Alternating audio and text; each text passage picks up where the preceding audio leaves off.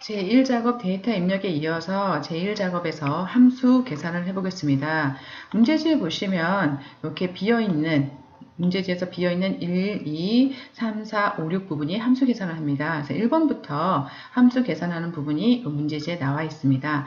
그래서 첫 번째 전시 시작일 요일을 구하는 것부터 시작해 보겠습니다. 전시 시작일의 요일을 구하라고 했습니다. 추수함수와 위크데이 함수를 이용해서 결과값이 월요일, 화요일, 수요일 이렇게 나오도록 구하라고 했습니다. 전시 시작일의 요일, 전시 시작일은 여기 H5셀에 있습니다. 이 값을 위크데이 함수를 이용해서 요일 값을 가져오고 그거를 표현하는 데 있어서 월요일이라고 표현하는데 추수함수를 사용하라는 것입니다. 그러면 일단 요일을 가져와야지 그거를 표현하겠죠. 위크데이 함수를 사용하면 어떻게 나오는지 한번 보여드리겠습니다. 시간 함수를 들어가셔서 위크데이 함수에 가셔가지고요. 위크데이 함수를 선택하시면 위크데이 함수에 들어오셔서 저희가 구하고자 하는 요일의 값은 F5셀입니다. F5셀을 클릭하시고요. 그 다음에 위크데이 함수에서 가져오는 결과값을 구하는 방법이 1, 2, 3, 4 여러 가지가 있습니다. 첫 번째가 뭐냐면 일요일 값이 1, 토요일 값이 7로 나오는 유형 1이 있고요. 그 다음에 월요일이 1, 화요일이 2 이런 식으로 해서 일요일이 7이라고 한 값이 나오는 유형 2가 있고요. 그 다음 월요일이 0부터 시작하는 게 있는데 추수함수는 0으로 나오면 안 되고요. 항상 값이 1부터 시작하는 값이 나와야 됩니다. 그래서 저희가 세 번째 유형을 쓸 수가 없고 1번이나 2번 중에 2번을 쓰겠습니다. 이렇게 해서 OK 해주시면 위크데이 함수가 F5셀에 있는 2번 유형으로 요일을 찾아와라 라는 뜻이고요. 그렇게 하면 4가 나왔습니다. 그럼 2018년 2월 8일은 목요일인 거죠. 목요일 값으로 나오는데 이렇게 4라고 나오면 안 되고 목요일이라고 나와야 됩니다. 그래서 저희가 이 위크데이 함수로 숫자 값을 이렇게 저희가 원하는 타입의 모양으로 바꿔줄 수 있게끔 추수함수를 사용해 보겠습니다. 일단 위크데이 함수로 구한 요일 값을 선택하시고 잘라두시고요. 그런 다음에 찾기 참조 영역에 가셔서 추수함수를 선택하십니다.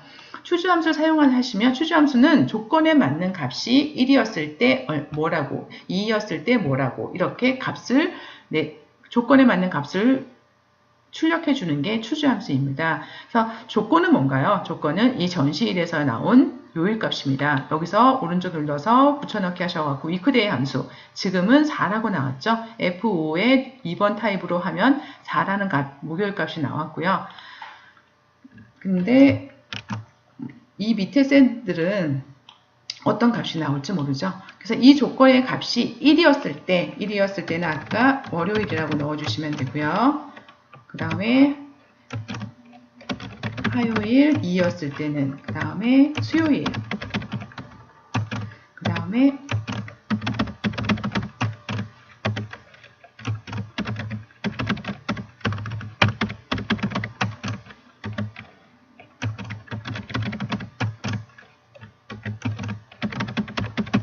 그래서 7일까지 이 추수함수는 255개의 값에 대해서 리턴해 줄 수 있는데요. 일단은 저희는 여기서 요일은 7가지밖에 없으니까 7가지 값을 넣어 주시고요. 확인을 눌러 주시면 아까 4였었죠. 그러니까 목요일이라고 이 위크데이 함수 값이 4였을 때 아까 추수함수가 보시면 4였을 때 목요일이라고 나오라고 했습니다.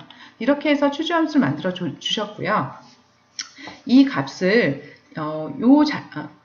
I5셀에 있는 값을 채우기 핸들링으로 쭉 잡아주시면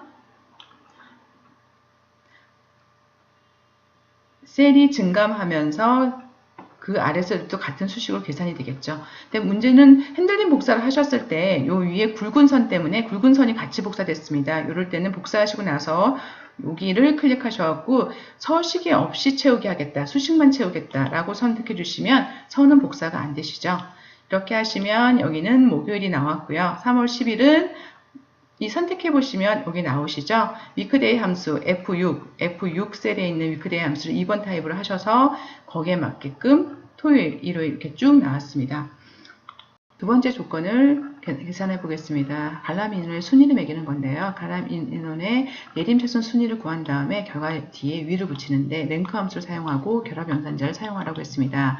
아마 결합 연산자는 이 결합으로 3이라고 하는 랭크 값에다가 위라고 하는 텍스트를 결합할 때 사용하시면 되는 거고요. 일단 함수로 순위를 먼저 구하셔야 되겠습니다. 자, 여기 클릭하시고 다음에 랭크 함수가 어디 있을지 잘 모르실 경우에는 여기 함수 삽입을 클릭하셔가지고요. 모든 범주 선택을 모드라고 함수가 너무 많기 때문에 구별해 놓았습니다. 그래서 구별해 놓으면 좀 더 적은 곳에 찾으니까 시간이 절약되지만 모드라고 선택하시면 조금 함수가 많아서 시간은 더 걸려도 알파벳 순서로 되어 있으셔가지고요. 알파벳으로 이렇게 넘어가셔서 랭크가 여기 있으시죠. 랭크를 클릭하시고 하시면 랭크 함수가 나왔습니다. 저희가 구하려고 하는 랭크는 G5 셀에 있는 14,560명이 몇 등인지 그 셀을 값을 구하려고 하는 거예요. G5 셀이 몇 등인지를 레퍼런스 범위를 선택해 줘야 되겠죠.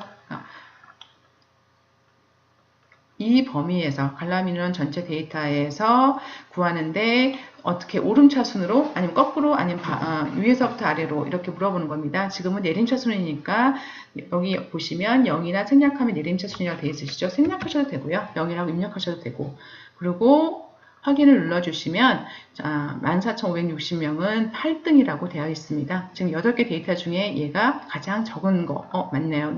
저희가 데이터가 얼마 안 되니까 눈으로 봐도 8등은 맞으시죠?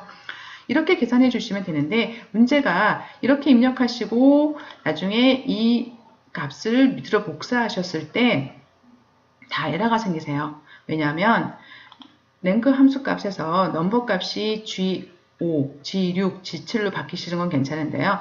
이 값을 구하는 이 값에 G5셀, G6셀, G7셀의 값을 구하는 등수를 구해야 할 데이터의 범위도 같이 G5에서 G6부터 G13으로 밑으로 내려갈수록 증감하시게 되죠. 셀만 증감해야 되고 이 범주는 바뀌시면 안 되시기 때문에 여기서 F4키를 누르셔가지고 등수를 매기는 데이터의 범위는 절대 주소를 꼭 넣어주셔야 됩니다. 이렇게 넣어주시고요. G5셀을 복사하시면 여기는 G6셀 요 두 번째 값이 몇 등인지 구하실 거고 세 번째 값이 몇 등인지 구하시는데 그 값을 구하는 범주는 꼭 절대 주소로 넣어 주셔야 됩니다. 그렇게 구해 주시면 여기에 8등이라고 나오시죠. 근데 여기서는 어떻게 하시라고 했죠? 뒤에다가 위를 붙이라고 되어 있습니다. 그래서 여기다가 결함이 엄살자를 사용하셔가지고요. 문자는 무조건 다운편에 들어가셔야 되죠. 위를 넣어주시고 엔터를 주시면 8이라고 나왔습니다. 이거를 핸들링 복사로 쭉 해주시고요. 그런 다음에 서식 없이 이 두꺼운 선 없이 서식 없이 채우기를 해주시면 언뜻 봐도 54,000명이 1등 맞네요. 그쵸? 다음 48,000명이 2등 맞고요. 계산은 제대로 되었습니다. 그리고 세 번째 조건 함수 계산 들어가겠습니다. 상설 전시 기간의 평균을 구하라고 되어 있고요. 반올림에서 정수를 구하라 했습니다. 조건은 입력 데이터를 이용하라고 했습니다. 그래서 라운드 함수와 d-average 함수를 사용을 했습니다. 라운드 함수는 평균 값을 구한 다음에 그 결과값을 이렇게 반올림하기 위해서 사용하는 함수고요. 일단은 저희가 데이터의 평균, 전시 기간의 평균을 구하는 거죠. 상설 전시의 평균, 조건은 뭔가요? 데이터 중에서 상설 전시인 것만의 평균을 구하라는 겁니다. 여기서 보시면 이 상설인 데이터의 전시 기간만 평균을 구하라는 거죠. 그럼 일단 d-average 함수를 사용해 보겠습니다. d-average 함수는 여기 데이터베이스 함수는 위에 나와 있지가 않습니다. 함수 삽입에 가셔가지고요. 데이터베이스를 선택해 주시면 d-average 첫 번째 있으시죠? 이거 선택하시고 확인 눌러주시면 데이터베이스는 어디서부터 어디까지 사용하실 건가요? 여기 데이터베이스 선택하실 땐 필드명이 꼭 들어가셔야 됩니다. 필드명을 넣어서 저희가 전시 기간까지 사용하시면 되시겠죠? 전시 기간까지 사용해 주시고 여기서 저희가 구하고자 하는 건 전시 기간 평균 값입니다. 상설 전시의 평균 값을 구하는 거니까 이 데이터 범위에서 필드는 하나, 둘, 셋, 넷, 다, 일곱 번째죠. 일곱 번째 필드에 해당하는 값을 구할 거고 조건은 어떤 거죠? 전시 구분이 상설인 것. 이 데이터베이스의 범위를 잡아주실 때도 필드명이 들어가셔야 되고요. 그 다음에 그 데이터베이스에서 조건, 어떤 조건이 날 때도 꼭 필터인 것들만 이렇게 같이 잡아주셔야 됩니다. 그래서 확인을 눌러주시면 68이 나왔습니다. 상설 전시 기간들만 더해서 나누기 한 평균값이 나왔고요. 그렇게 나온 값을 라운드 함수를 사용하라고 했습니다. 사실 이 지금 보시면 저희가 아까 자릿수 줄임을 해서 그런데요. 자릿수 늘림을 하시면 이렇게 길게 68.333333으로 나가는 숫자 값이 나왔습니다. 잘라내게 해주시고요. 그 다음에 수학의 라운드 함수에 들어가셔서 반올림을 하겠습니다. 라운드 함수 들어가서 저희가 반올림해야 될 값은 D 에버리지 함수로 계산한 68.333의 값이고요. 그거를 어디 1의 자리까지만 나오게 0이라고 넣어주시면 68.333이 소점 이하가 다 없어지고 68.0000 됐습니다. 이건 저희가 아까 소수점을 보기 위해서 자릿수를 늘려놔서 그러시니까요. 자릿수는 다시 줄여주셔서 68이라고 이렇게 나와주시면 되겠습니다. 다음 조건을 해보겠습니다. 네 번째는 기획전시 관람인원의 합계를 구하라고 되어 있습니다. 기획전시 관람인원의 합을 구할 때는 sum if 함수를 사용하라고 했습니다. 여기 클릭하시고요. 관람인원 중에서 기획에 해당하는 관람인원만 합계를 구하라고 했습니다.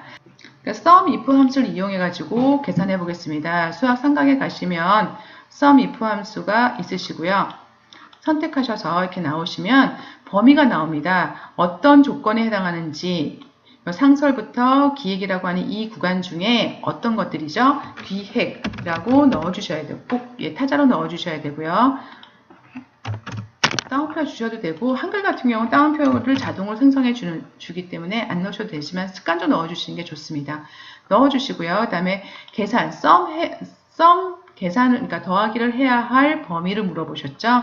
여기 관람 인원에 있는 부분을 범위를 선택해 주시면 이 중에서 기획인 것만 골라서 관람 인원을 더해 주겠다는 겁니다. 그래서 확인을 눌러 주시면 기획에 해당하는 것들만 골라서 더하기를 해서 값이 나왔습니다.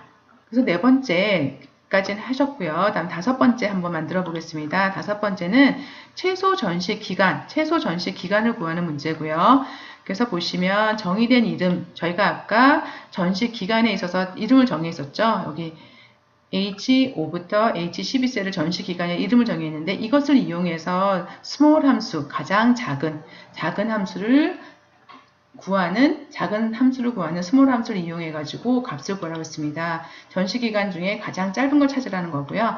제13셀을 클릭하시고요. 함수 추가해 가시면 통계, 크고 작고 이런 건 다 통계에 들어가시죠. 순위를 매기고 이런 것도 다 통계에 들어가시고요. 그래서 여기 쭉 내려가시면 최소값이랑은 다르게 스몰 값은 클릭하시면 저희가 정해준 범위 내에서 몇 번째로 작은지, 첫 번째로 작은 애, 두 번째로 작은 애를 찾아내주는 함수입니다. 그래서 여기 저희가 구할 구간은 전시기간 구간이죠.